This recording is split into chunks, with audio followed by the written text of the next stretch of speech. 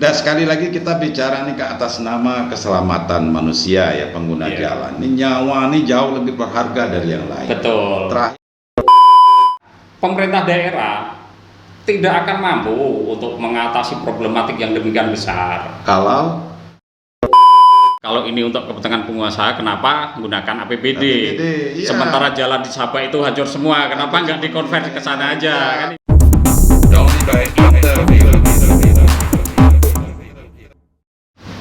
Halo semua, assalamualaikum warahmatullahi wabarakatuh. Salam sejahtera buat Anda semua.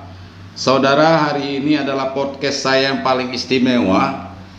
Berbagai persoalan tentang angkutan batubara di Jambi memang sudah menjadi kegelisahan masyarakat.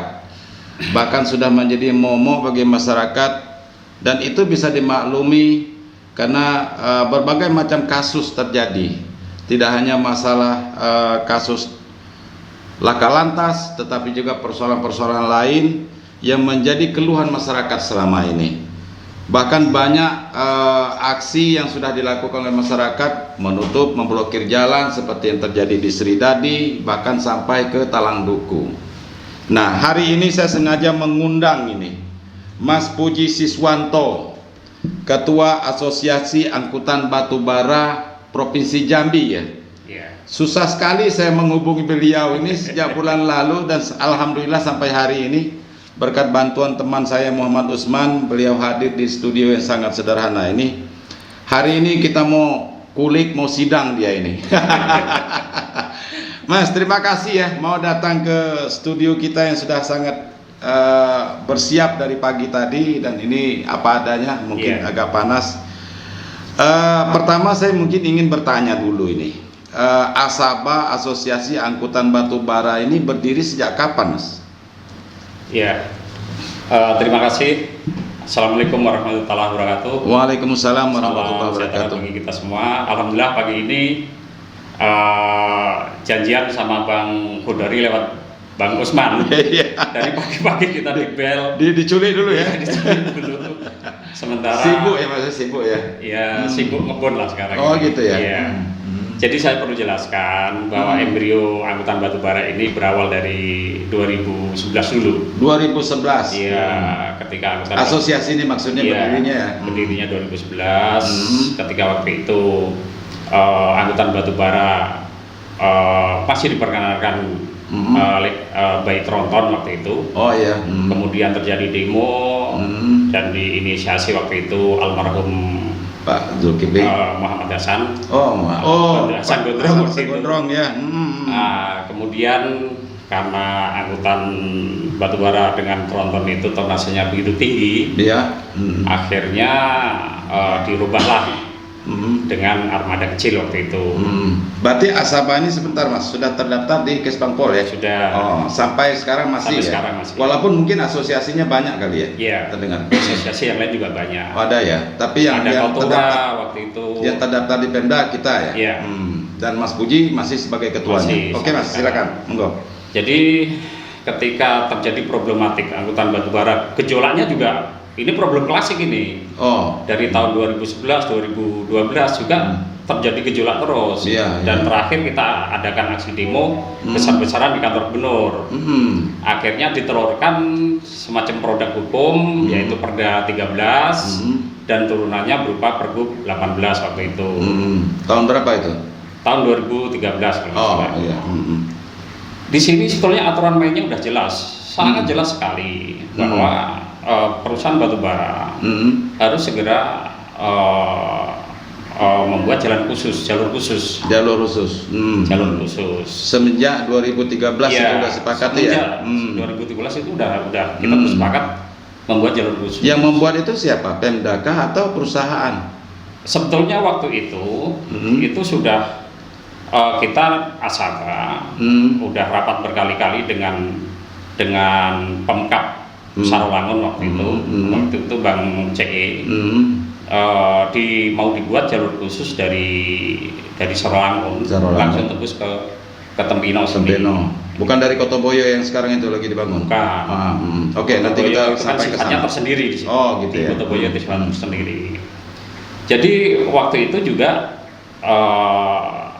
karena kondisi angkutan tidak seramai sekarang. Iya, kalau dulu itu sekitar 2000-an lah kalau dulu. Yang sedikit itu pun sudah demo. Sudah trouble waktu itu. Reaksi masyarakat sudah luar biasa ya. itu. Apalagi sekarang dengan jumlah berapa ini, Mas? Secara kalkulatif sekitar 7.000-an. 7.000? Iya, 7.000. Itu jadi proporsional setiap hari 7.000 itu? Betul, jadi kalau ini dijejer dari Mulut Tambang ke Pelabuhan Duku, ini kayak kereta api. Sudah tidak ada lagi celah bagi wajar saja macet kan? Betul. Dengan panjang ruas jalan yang tidak seimbang, tidak possible dengan jumlah angkutan. Betul, makanya tetap macet loh. Tetap macet. Dan ini menimbulkan problem sosial yang begitu tinggi. Iya, benar. Karena di sini ada dua variabel. Di satu sisi ini sopir juga manusia, mereka juga cari makan, cari kehidupan. Sementara masyarakat juga hak asasinya terganggu di sini. Benar. Nah, terjadi friksi lah, gesekan-gesekan ini. Bahkan dampak dari macetnya ini berbagai macam imbas, Mas, ya kan? Betul. Barangkali juga inflasi yang begitu tinggi terjadi di Jambi juga sebagai dampak dari itu. Kenapa? Karena arus barang, jasa dan masuk akan ke Jambi terhambat. akan terhambat. Betul. Waktu, biaya dan segala macam. High cost. Makanya di sini saya mengikuti 2 kali undangan. Pertama di rumah dinas gubernur waktu itu. Kedua di ruang pola gubernur di Telane. Di situ udah saya sampaikan ke Pak Gub waktu itu. Izin Pak Al-Haris. Iya, Pak Al-Haris, izin Pak Gub. Kita jangan sifatnya itu Talang Duku sentris. Iya. Jadi seluruh angkutan itu jangan dikerahkan ke Talang Duku. Mau dibuat jalur khusus pun, misalkan dari Kutoboyo yang ada sekarang ini. Kalau tumpuannya semua ke Talang Duku, ini pasti akan timbul gejolak yang tinggi, trouble yang tinggi, korban jiwa pasti terjadi. Berarti maksudnya harus ada dermaga tambahan lain? Harus ada atau lewat sungai? Dermaga ini harus ada pelabuhan alternatif. Pelabuhan alternatif kan banyak di sini. Di Integra. Pelabuhan dagang sana, di PT PIR, betul. Di situ. Yang dari Tebo mungkin bisa lewat sana ya? Dari Tebo, jalur Tebo, terus jalur Simpang Niam, Lubuk Kambing itu. Lubuk Kambing semuanya itu bypass saja ke Integra. Jangan numpuk semua di sini. Di lewat Tempino semua, lingkar selatan, lingkar barat. Iya, itu akan terjadi troublemaker yang sangat tinggi di situ. Iya. Dan problematik mendasar juga. Kalau kita kerahkan di sini juga, ini kan ironis. Iya. Sekarang yang di Auduri 2 lewat jembatan Auduri 2 dibangun pelabuhan-pelabuhan yang ditenggarai masuk wilayah konservasi untuk candi itu. Candi itu. Iya benar. Itu kan problem lagi. Itu nggak bisa ditawar-tawar keluarga mati. Makanya solusi yang paling cerdas, saya sudah survei ke segala lini dari PT TPBU yang ada punya Sinarmas, yang ini WKS kan, terus di Pelabuhan Dagang, jalan perusahaan ya, jalan perusahaan, sebetulnya bisa, sangat bisa, cuman kan di sini dikenain fee, kayak berlaku yang ada di Moratara, lewat jalur WKS itu pasti kena fee. Tapi tidak masalah itu. Nggak masalah sebetulnya. Keuntungannya adalah perusahaan batubara mau bayar itu misalnya. Ini belum terkoneksi ke sana. Tapi jelas bisa lah itu ya. Bisa. Cuman problem juga. Asosiasi pengusaha batubara di Jambi ini kan dalam tanda kutip ini abu-abu semua. Abu-abu maksudnya apa, Mas? Nggak jelas organisasinya, sementara kita angkutan. Ya. Ini kan harus ada induk, ibaratnya pengusahanya, yang mengayomi kita. Ada komunikasi yang aktif. Oh, begitu ya. Ada koneksitas ini. Berarti banyak yang siluman ini. Iya, ini tambangnya ada, ke siapa kita mau ngomong, udah jelas. Sifatnya temporaris semua, hanya keuntungan bisnis semua. Iya. Ini yang luar biasa. Nah, ini baru tahu nih masalah. Contoh di Merlung, Merlung punya Pak ini siapa? ada salah satu punya iup tambang di sana. Iya. Dia nggak pernah ngerjakan tambangnya. Ini hanya kontraktor aja yang ngerjakan. Di tambang kita tidak pernah tahu siapa ini. Iya. Nama perusahaannya ada. Nama perusahaannya ada. Pemilik itu di Jakarta semua. Jangan-jangan yang kerjakan kita kontraktornya. Yang bintang-bintang kali ya. Jadi di sini sekarang kan hukum bisnis. Ketika batu bara sekarang lagi punya eksplosivitas yang tinggi, daya ledakan tinggi, harga tinggi, semuanya menambang sekarang. Berlomba-lomba menambang. Yang penting sudah teken kontrak ke sana. Kontrak semuanya ke bulan sekian. PLN sekian. Maka berlomba-lomba lah. Makanya kalau manfaat sini pasti terjadi demored di sini. Iya. Jadi ketika sekarang mereka berlomba-lomba, mereka nggak memanfaatkan hukum relativitas bisnis maupun hukum sosial. Itu. Dan di sini yang saya soroti juga. Saya yakin Pak Gubernur juga nggak bisa tidur masalah ini. Ya. Hampir tiap malam. Dan ini ujian bagi beliau. Ujian bagi beliau. Sementara terakhir saya diundang sama tim ahli gubernur waktu itu yang menginisiasi itu Bang Sarasadin di WTC.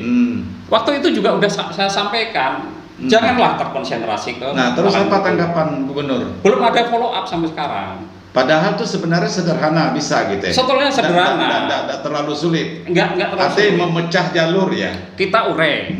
Ya. Armada ini kita urai. Misalkan seperti ini. Kita kalau dari Tembesi supaya jalur ini enggak begitu ngeblok ke simpang Tembesi itu. Ini kan problem luar biasa di Sridadi itu. Kita pecahlah. Dari sebelum simpang Sridadi itu ada jalan yang dulu saya manfaatkan ke hutan Senami tembus PTP langsung Durian Lucu itu bisa jalannya bagus. Kenapa harus ini? Jadi itu jalan siapa? Jalan Pemda atau jalan Pemda itu? Oh, Pemda. Nah, Pemda. Kenapa enggak di situ? Nah, itulah yang harus kita pemangku kebijakan ini turunlah ke lapangan. Jangan permasalahan ini hanya dilihat dari sudut mata ini aja, sudut kaca. Oh, ini macet, siapa yang disalahkan? Artinya harus benar-benar dibahas secara komprehensif. Betul, tersendiri lah. Langsung terjun ke lapangan, tinjau di mana yang bisa, di mana yang tidak bisa. Iya, kalau perlu untuk mengatasi ini, selama sebulan misalnya, ini kita vakumkan dulu selama sebulan ini. Kita ambil napas sambil mencari celah yang mana yang lebih bagus. Sambil cari napas. Karena ini kan sekarang napas ini sesak semua. Semuanya ini hanya bom waktu aja di sini. Iya. Betul. Karena kawan-kawan juga teriak, "Mas, ini gimana? Dari Jambi ke Tepino aja sudah mau 5 jam nih." Iya, tidak hanya itu yang meninggal dunia juga karena ini udah banyak, Mas. Ini bukan persoalan sopir. Ini persoalan kebijakan. Kebijakan yang harus secara tuntas kita manage dengan akar grassroots yang betul-betul tahu lah letak permasalahan ini apa. Nah, sekarang kan masyarakat tahunya gubernur sedang berupaya membuat jalur alternatif nih, Wotoboyo sampai Tempino. Menurut Mas Puji ini solusi yang tepat tidak? Sebetulnya ini hanya lip service saja. Karena nanti akan lewat situ semua kan. Betul. Hanya lip service. Karena apa? Karena nanti bayangkanlah Bang. Iya. Nanti begitu di ini jalur khusus numpuk lagi di Talang Duku. Iya, karena dia dari Tebo nanti masuk lagi Palimo Tembesi, arah ke Sarawangun masuk Wotoboyo, terus tembus ke lagi Tempino. Malah tidak bisa jalan. Karena armada sudah 7.000-an tadi ya. Betul, 7.000-an. Kalau numpuk semua ke sini habis Jambi. Makanya sekarang udah masuk kota ini Mas malam-malam, udah ada yang nakal. Ini sebetulnya bukan sekarang. Sudah dari saya kan tiap malam itu keliling lihat. Kita ya, aduh ini bagaimana ini? Nggak ada sesuatu yang prosesnya Mas Budi, betul gitu. Ini kalau menurut saya ini, saya nggak tahu. Kalau armadanya kita kurangi bagaimana? Dijatah misalnya, satu perusahaan cukup sekian. Sebetulnya Jangan hanya berlomba mengejar begini, Bang. target ekspor, lalu terjadi trouble, kemacetan luar biasa. Sebetulnya gini, Jambi ini kan luar biasa. Dengan SDA yang luar biasa. Kalau ini dikelola dengan baik, Jambi ini akan menuju suatu yang kalau istilah Jawanya itu gemah ripah loh Jinawi. Makmur lah ya. Toto tentrem Kertora Harjo. Itu pasti terjadi. Tapi sungai kalau jernih ikannya jinak gitu. Ini sungai malah keruh ya. Sungai malah keruh. Jadi ikannya sudah tidak ada lagi. Jadi kita kalau sistem pengurangan armada itu hukum ekonomi lah. Ketika di sini ada gula, pasti semut akan pasti datang. Iya, pasti. Ini walaupun kita rame-rame lah ke sana. Pasti akan kita kurangi, pasti fragmen yang terjadi di lapangan pasti nggak sesuai dengan yang kita inginkan. Kita enak memanage lah. Ini kan namanya resiko, ini kan kita harus manage juga. Nah, ketika armada ini jumlahnya banyak, ya kita atur. Misalkan kita buat stok file antara yang besar di Bukit Paku misalkan. Nah, semacam selama ini seperti apa pengaturan dari pemerintah? Baik itu dari Dinas Perhubungan, Pemda ya, kepolisian dan pihak-pihak terkait. Adakah mereka mungkin ikut mengatur di jalan? Saya rasa mereka partisipasinya cukup tinggi. Iya, tapi tidak kuat lagi kayaknya. Mereka bukan robot. Iya benar itu. Mereka bukan robot. Bukan sebanyak itu kan. Iya, udah main kucing-kucingan ini. Begitu dikondisikan di trouble satu nanti menumpuk semua. Iya. Inilah yang harus segera diurai. Angkutan kecil mungkin cukup sampai dibuat semacam stok file antara induk besar, semacam yang ada di Muara terus dari Lahar. Tapi akhirnya nanti tetap ke Talanduku gitu. Ada beberapa pelabuhan tidak contoh macam di Pelabuhan Dagang itu langsung bisa diekspor dari sana. Gitu. Sana langsung, memang kelihatannya agak jauh ke sana. Agak jauh. Cuma kan resiko ya. Enggak resiko. Kita bisa hitung kalkulasi bisnis. Kalau dari Pelabuhan Dagang, ini ke ambang batas laut luar kan dekat. Kalau nggak salah hanya 12 mil. Dulu sudah pernah dicoba kan Pelabuhan Dagang itu? Sudah. Dan sekarang pun berjalan. Nah, tapi lucunya dari Integra ini malah banyak dipasok dari Rengat maupun dari Air Molek di sana. Bukannya dari Tebo, dari Bungo di situ? Bukan. Kok bisa ya? Ada 1-2, cuman mereka melambung lewat Sengeti, pakai tronton. Iya. Sebetulnya ini harus dilakukan langkah serius lah. Karena ini pertaruhannya Pak Gubernur ini. Benar. Pertaruhannya Pak Gubernur. Benar. Kalau Pak Gubernur gagal untuk mengatasi ini secara geopolitiknya nanti akan melebar. Iya, kita tidak membahas masalah politik lah ya. Iya, kita nggak usah bahas masalah politik. Terserah masyarakat menilai bagaimana. Yang jelas sekarang ya sampai hari ini, sampai kita bicara pagi ini, pemerintah Provinsi Jambi dan pihak terkait lainnya seperti belum berdaya untuk mengatasi masalah ini. Sudah kehilangan napas. Tadi sudah saya tanya Koto Boyo Tempinut, ternyata juga bukan sesuatu yang solutif, bahkan lip service katanya. Nah, artinya jalan satu-satunya memang ini harus diurai karena banyak jalur yang bisa dimanfaatkan. Betul. Pihak perusahaan angkutan artinya siap ini untuk bekerja sama menjalankan kebijakan ini. Gitu. Betul, kita siap mengkomunikasikan sebagai anak negeri Jambi. Kita pun siap kok. Iya. Ini loh titik-titiknya. Iya. Dan kita jangan bicara teoritis saja. Jangan terlalu banyak berretorika untuk wacana keluar. Langsung lah terjun lapangan.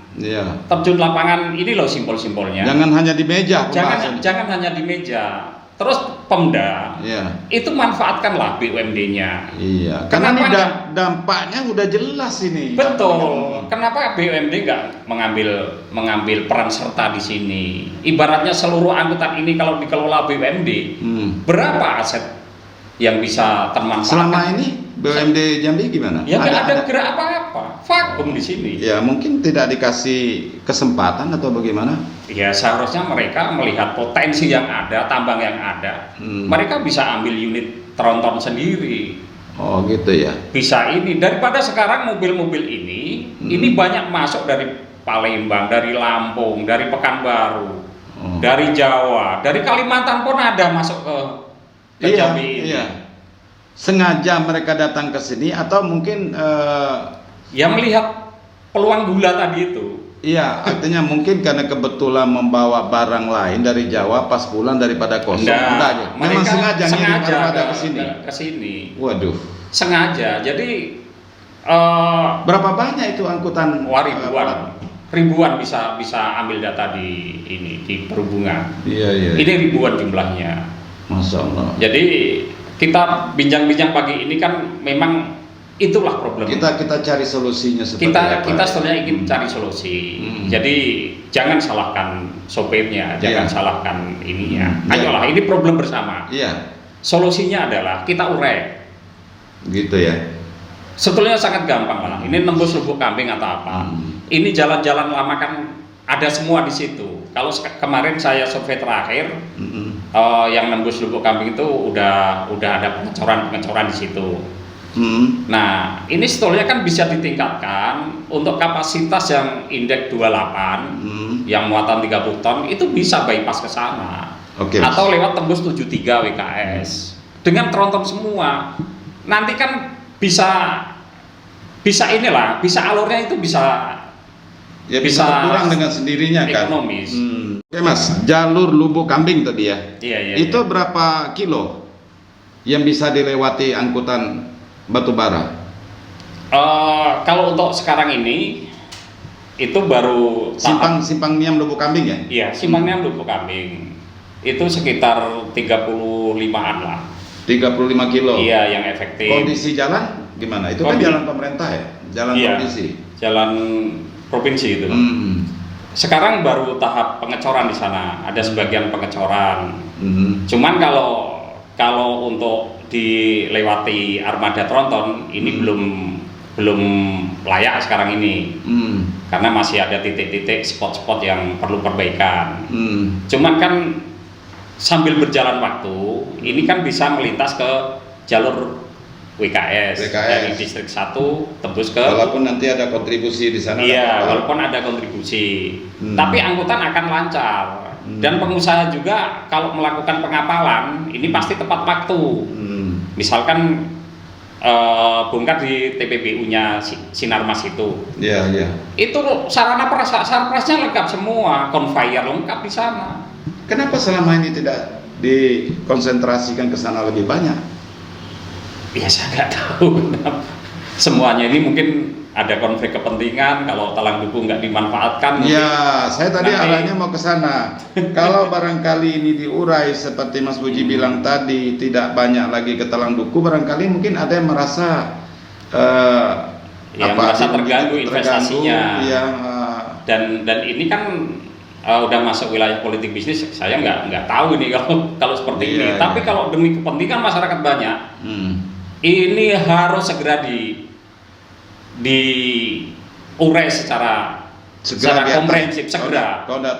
Ini menyangkut nyawa manusia. Hampir tiap hari terjadi trouble. Ya, tidak hanya masyarakat, juga sopirnya juga bisa terancam loh Mas. Semuanya, kedua sisi semuanya. Lama-lama masyarakat mungkin tidak mampu lagi mengendalikan emosi ya. Betul, pasti akan terjadi lagu-lagu lama. Berapa kali berulang ada mobil yang dibalikkan, ada mobil yang dibakar, ada jalan diblokir, dilemparin. Betul, memang secara tempore ada kepuasan, ada satu pihak yang puas, tapi di belakangnya ini kan hukumnya kan pasti berjalan semua. Semuanya macet total, semuanya ini. Jadi persoalan batubara ini Bang,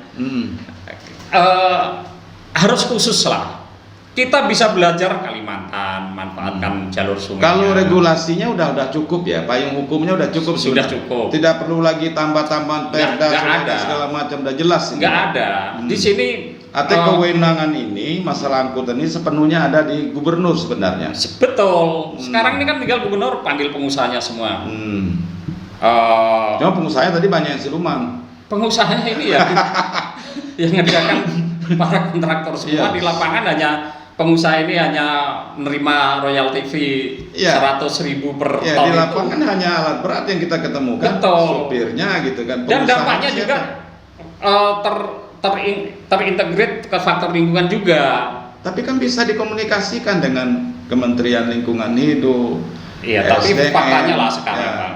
Yang memberikan izin. Kita ambil mereka ini diundang. Kita dari Sungai Buloh aja ini bekas penambangan juga dibiarkan juga. Terus di Merlung itu juga sifatnya udah banyak kalau hit and itu. Run. Mereka pokoknya gali, tinggali. Udah jadi danau-danau. Di Petaling juga seperti itu. Iya. Jadi tidak ada reklamasi. Betul. Jadi ini ngembang kemana-mana, dari lingkungannya, dari sosialnya semuanya. Waduh, ruwet, benar-benar ruwet. Makanya sangat ruwet. Mas, selaku Ketua Asaba nih, Asosiasi Angkutan Batubara Jambi, ini kita bicara ke sopirnya nih. Apa yang Mas bisa lakukan ke mereka, pencerahan terhadap mereka? Kalau Asaba ini kan proaktif dari tahun 2011 ke 2016 lah yang jelas sebelumnya. Iya. Kalau untuk terakhir-terakhir ini kan kita hanya menyumbangkan pikiran kita. Karena sebagai anak negeri Jambi kita wajib untuk berpartisipasi, berperan serta bagaimana mengatasi problem-problem yang akut seperti ini.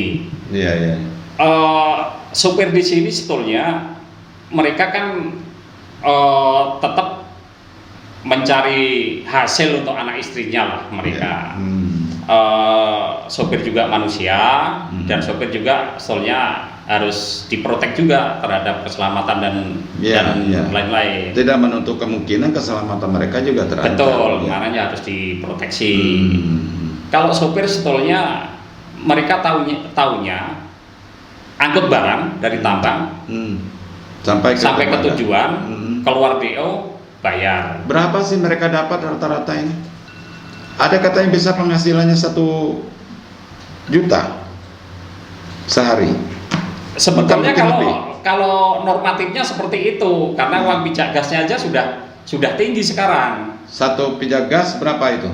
Antara 500 sampai 1 juta juga satu pijak gas. Iya. Itu belum berapa jam mereka kerja ini? Ada 12 jam. Kalau kondisi sekarang dari jam 6 bisa 2 hari. Kalau angkutan misalkan dari PAO, dari Rangiling, dari JPC sana, ini bisa 2 harian 1 trip. Tapi kalau dari Kotoboyo mungkin bisa 1 hari. Jadi ini pun dengan catatan di lapangan tidak ada mobil batubara yang terbalik. Tidak ada demo masyarakat, tidak ada semacam gejolak-gejolak sosial yang ada di masyarakat lah. Itu mereka itu. Jadi boleh katakan sekarang kalau penghasilan sopir juga kelihatannya itu expose-nya tinggi, tapi biaya operasional mereka ini karena mereka dipacu juga oleh waktu gitu. Betul, dipacu waktu. Terus kemarin hasil rapat terakhir di kantor gubernur nyatakan muatannya dibatasi hanya 8 ton, tapi fakta di lapangan ya tetap 15 ton, 14 ton. Oh iya. Iya. Karena apa? Kalau dia ngangkut segitu dengan jalan buka tutup yang baru berangkat sore, pagi-pagi standby, mereka akan hilang waktu dengan muatan yang beban yang tinggi. Ketika mobil ini parkir, kaki-kakinya ini pasti gampang kena. Dan jadi spare part mobil juga cost-nya juga tinggi di situ, kena pasti kena. Belum lagi mereka faktor bannya dan lain-lain. Kalau ban mereka nggak menggunakan ban kawat, ini pasti gampang meledak. Sekali meledak satu biji aja sudah di atas 2 juta. Satu ban itu berapa lama tahannya? Kalau efektifnya 4-5 bulan. Tapi itu pun kalau menggunakan ban kawat kan, kalau angkutan batubara ini. Kalau ban nilon biasa pasti akan ini. Pasti akan nggak sampai 2 bulan sudah meledak-ledak yang di belakang. Artinya itu kan problem supir terhadap resiko di perjalanan. Termasuk setoran barangkali, Mas? Setoran kemana? Ya enggak tahu saya setoran apa. Katanya kan ada begitu. Ya itu pastilah. Dan ini kalau bicara itu kan kita harus ungkapkan alat bukti kan. Kalau sekarang ini kita ditonton banyak orang, kita nggak bisa mengangkat alat bukti, wah saya kena pasal nanti. Tapi bisa dimaklum ya. Ya jelas oknum lah itu ya. Oknum lah. Artinya kan itu juga memberatkan para supir kan, termasuk pos juga bagi mereka gitu kan. Betul. Mas. Pungutan itu di mana-mana pasti ada. Dari mulut tambang, dari tambang itu pun uang terpal, buka tutup terpal itu mereka sudah supir harus bayar. Keluar dari tambang. Saya dengar juga begitu. Banyak pihak sebenarnya juga bisa mengeruk keuntungan di sini. Ketika tuh sampai ke dermaga, ada juga yang mau buka terpal sekian. Dari tambang itu udah semua. Udah semua ya. Sudah semua, ini simbiosis mitologi malah. Dari 7.000 tadi kira-kira berapa ini tenaga manusia yang bisa tercover di situ? Ya dapat cari makan lah. Kalau 7.000 mobil berarti 7.000 supir. Belum ini kalau dikalkulasikan gini aja dari sopir, belum tenaga kerja, terus warung-warung ibu-ibu tanggal ban di pinggir jalan. Ini sebetulnya denyut nadinya itu ekonomi yang kompulsif lah sebetulnya kan. Jadi di sini multiplier efeknya ada juga terhadap banyak pedagang kaki lima. Kalau berbicara masalah batubara ini, Jambi dapat apa misalkan? Ya sebetulnya banyak. Sepanjang jalan mereka hanya semua. itu. Tapi kontribusi terhadap PAD misalnya kan masyarakat kan nggak tahu ini kan. Iya, masyarakat nggak ngerti. Kalau angkutan kan cuma bayar pajak. Betul. Yang saya tanya tadi mungkin selain bayar pajak ada setoran per bulan, misal ke siapa gitu kan? Entah itu resmi atau tidak resmi melalui asabah. Kalau kita dulu sistemnya nggak pernah. Karena masyarakat bertanya-tanya ini. Kok sepertinya angkutan batubara ini benar-benar bisa menjadi raja di jalan, jangan gitu lah. Enggak lah. Kalau angkutan ini ketika mobilnya sudah banyak, ya otomatis mereka di jalanan loh. Nggak mungkin mereka akan di lapangan gubernur ataupun di warung-warung kopi, nggak mungkin lah. Dan sekali lagi kita bicara nih ke atas nama keselamatan manusia ya, pengguna jalan. Ini nyawa nih jauh lebih berharga dari yang lain. Betul. Terakhir kemarin kita sungguh sangat menyedihkan sampai dosen ya. Dosen unja, dari mahasiswanya, dari anak-anak, ibu rumah tangga, kakek-kakek segala macam. Ini sudah tidak terhitung. Dan ini kan harus segera dihentikan. Jalannya sempit. Betul. Kan? Dan ini harus segera diatasi. Harus segera diatasi. Makanya udah saya sampaikan berkali-kali, armada ini harus diurai. Jangan ngumpul semua ke Talang Duku sentris, jangan terpusat ke sini semua. Karena ini akan jadi problem. Tadi ini udah berulang kali kita sampaikan. Kalau terjadi kecelakaan begitu kan mereka juga akan berurusan dengan hukum, ya kan? Ya ditahan segala macam, anak istrinya juga bisa nggak makan gitu. Ada nggak yang sudah dipenjara Mas gara-gara ini? Banyak lah. Banyak ya? Banyak. Atau mungkin lepas gitu karena ada ini? Enggak juga, semuanya itu mengalir begitu aja lah.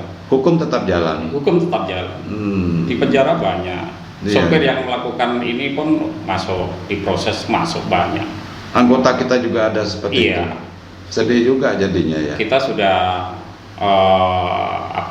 udah kadang-kadang memberi santunan, udah sering kali juga waktu kita dulu. Waktu kita dulu kita atasi seperti itu.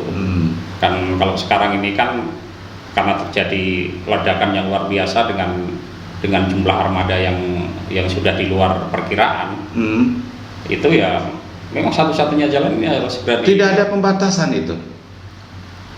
Sebetulnya dari tadinya 3.000 sekarang menjadi 7.000. Sebetulnya kalau melihat tambang-tambang yang sekarang ini mau yang beroperasional maupun yang akan beroperasional, 7.000 ini kurang malah Bang.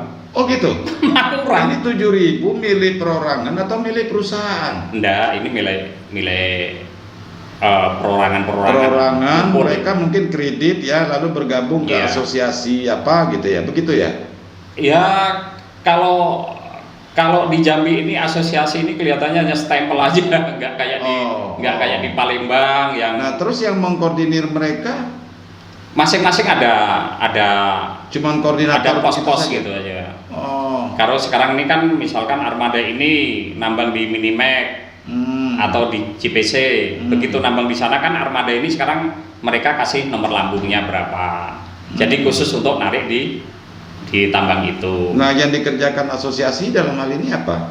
Kalau asosiasi sebetulnya kan ingin mengkomunikasikan antara kepentingan pengusaha tambang dengan angkutan ini supaya berjalan paralel.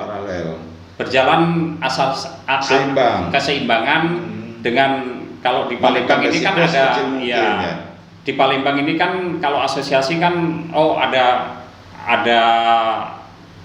asiden, ada kecelakaan, terus ada demo masyarakat. Ini yang atasi asosiasi kalau di Palembang. Pengusaha berkontribusi terhadap asosiasi. Dan mereka jalan bagus. Kenapa kita tidak belajar ke sana? Pengusaha di sini ini kita kita belum tahu. Iya, kalau pemerintah daerah kita bisa belajar ke sana mencontoh yang baik, kenapa tidak begitu kan? Betul, karena kenapa ini dibiarkan seperti ini? Betul, karena pemerintah daerah tidak akan mampu untuk mengatasi problematik yang demikian besar. Kalau nggak merangkul asosiasi-asosiasi yang ada, asosiasi ini harus diberdayakan. Kalau kita dulu kan setiap pos ini kita punya orang semua. Dari Sorolangun semuanya pos kita punya orang semua. Kalau ada kemacetan atau di sana jembatan ada yang roboh atau di depan itu ada mobil terbalik, itu kita gerak cepat. Kita langsung mengurai. Sekarang nggak lagi. Berarti tambah amburadul dong? Ya pasti. Tidak ada lagi yang mengkoordinir, tidak ada lagi yang mengawasi. Kalau terjadi insiden baru polisi turun. Betul, dan polisi juga nggak akan yang tewas mati di tanah, kasih santunan, selesai begitu saja. Dan itu pun tidak serta-merta semulus kasih santunan selesai begitu aja, karena kadang-kadang masih juga ada ininya. Nyawa ini kan tidak ternilai harganya kan? Iya. Dan ini, maksud saya tadi upaya-upaya yang lebih maksimal gitu dari semua pihak ini sepertinya udah jalan buntu, udah habis napas kata Mas Puji tadi. Iya. Segeralah komunikasi yang betul-betul intens dan komprehensif menyeluruh. Jangan nanti misalkan kita dipanggil sama tim ahli gubernur, nanti kita ini sudah mau konkretkan, kerucutkan masalah problem batubara untuk mencari kerangka yang betul-betul solutif. Tahu-tahu begitu kita datang, yang dibahas itu Jambi secara umum, problem pasar, problem ini dibahas semua di situ, nggak nyambung lah kita. Siapa sih yang ngomong begitu? Ya ada lah ya.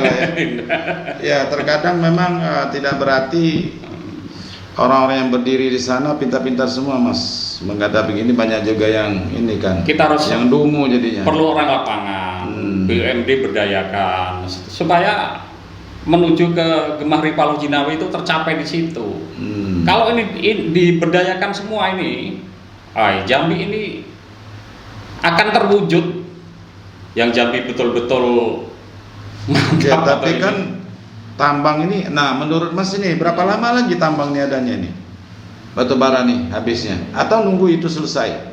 Kalau batubara potensi di Jambi ini mungkin dari potensi dan sebarannya mungkin lebih konkret. Abang bisa panggil dari SDM karena ini. Tapi yang dengar-dengar ada 5 atau 10 tahun lagi? Masih. 20 tahun lagi masih. Waduh, banyak dong. Memang Jambi ini kaya ya. Kaya. Cuman rakyatnya tetap saja miskin gitu kan. Ya yang didapat para supir seberapalah jadinya kan. Ya, tidak juga membuat mereka kaya. Jalan tol segera tembus ke Jambi. Apa perlu kita bikin jalan tol batubara ini? Harus. Siapa yang bangun? Nah ini yang bangun sebetulnya. Berkali-kali kan pemerintah daerah istilahnya itu menggandeng investor katanya kan. Terakhir kalau nggak salah Pak Ayong dengan grupnya sampai Pak mantan Gub Sutioso hadir waktu itu turun. Tapi ini kan proyek yang sifatnya jangka panjang. Jalur khusus ini kan sebetulnya kalau dijalankan ini udah selesai sebetulnya. Kalau memang serius mau serius dijalankan. Berarti ada diulur-ulur juga gitu. Pengertian ulur-ulur nih kayak makan tempoyak aja. Mas, ini yang bangun jalan alternatif ini pemerintah daerah atau perusahaan murni semua mereka biayanya? Kalau jalan alternatif, makanya ini kan debatable namanya kan. Kalau kita bangun jalur alternatif yang jalankan Pemda, itu pasti menggunakan dana APBD.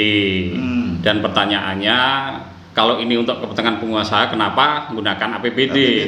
Sementara jalan di Sabah itu hancur semua, kenapa nggak dikonversi ke sana aja? Kan itu. Benar. Jadi ngembang kemana-mana sebetulnya. Di ini Abang bisa jalan ke sebelum masuk ini mana dari Lahat, terus ada jalur masuk ke mana ini ya? Yang sebelah kanan ini pengusaha semua yang bangun jalur cor beton itu di Palembang gitu. Iya, berarti mereka lewat jalur itulah. Iya, jalur itu. Jadi langsung mereka masuk ke jalur khusus yang dibuat pengusaha sendiri.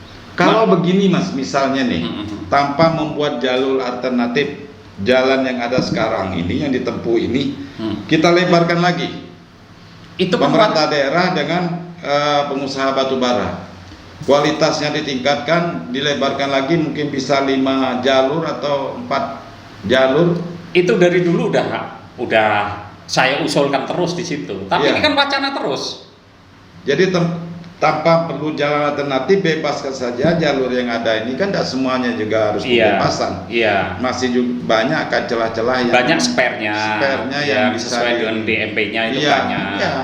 Ini sebetulnya bisa dan pertanyaannya ini kan perlu Mas Goonnya inilah harus bergerak ini siapa? Leadernya untuk ini siapa? Ini kan harus digerakkan juga. Kalau nanti dari Pemda terus yang menginisiasi, sementara lintasan ini kan ada domain Batanghari, ada domain Sorolango, ada domain Muaro Jambi. Nah ini kan nggak mungkin disangga sama pemerintah provinsi aja, tapi pemerintah kabupaten juga harus klop semua. Kalau cakupan di situ udah lebar. Di sini kan sebetulnya tinggal disusun semacam blueprintnya secara global, ya mungkin bisa langsung ketemu Pak Jokowi, tolonglah Pak Jokowi. Ini jalan ini tol dibangun di mana-mana. Harus ke presiden ini. Harus kelihatannya ini. Gitu ya. Iya. Minta jalur tol khusus lah Jambi ini. Artinya karena masyarakat pemerintah daerah udah habis napas, udah kuat lagi, kita harus ke presiden gitu ya. Ya, sekarang ini maknanya mungkin habis napas atau udah sampai di hidung atau sampai di tenggorokan, kita nggak tahu lagi ya. Nggak tahu. Oke Mas Puji ya, kita bicara masalah angkutan batubara dengan berbagai macam problematikanya ini memang udah habis-habis ya. Nggak ada habis. Ya, mudah-mudahan sesi pertama ini bisa mencerahkan masyarakat, informasi ini berguna ya. Dan Mas Puji tidak kapok untuk datang ke sini, kita ngobrol lagi Mas. Dalam waktu dekat ini mungkin ada. Tapi kopinya mana nih? Enggak. Belum ada kopi. Ini studio-studioan ini. Asal-asalan aja ya. Saya sederhana sekali. Tapi yang jelaskan kita. Ya, yang kita bicarakan kita lah. Yang kita bicarakan ini kemajuan Jambi memang ditunggu-tunggu masyarakat. Iya. Ya, paling tidak ada yang tercerahkan. Gitu kan. Terima kasih sekali lagi Terima udah kasih, berkenan hadir. Mohon maaf atas segala kekurangan. Saudara sekalian, demikian perbincangan singkat saya yang insya Allah isinya daging semua ini. Ya, bermanfaat bagi kita semua, terutama para pengambil kebijakan, pemerhati segala macam. Ini loh ternyata problematikanya. Yang selama ini mungkin belum terurai ke publik, tapi hanya dibicarakan di atas meja rapat, namun tidak dibahas secara komprehensif. Betul. Dan actionnya tidak ada. Betul. Yang masif, yang prima, yang jitu. Iya. Hanya lip service tadi. Iya. harus perlu energi baru. Iya, harus perlu energi baru. Saudara sekalian, terima kasih ya. Jangan lupa subscribe. Wassalamualaikum warahmatullahi wabarakatuh. See you in the next video. Assalamualaikum.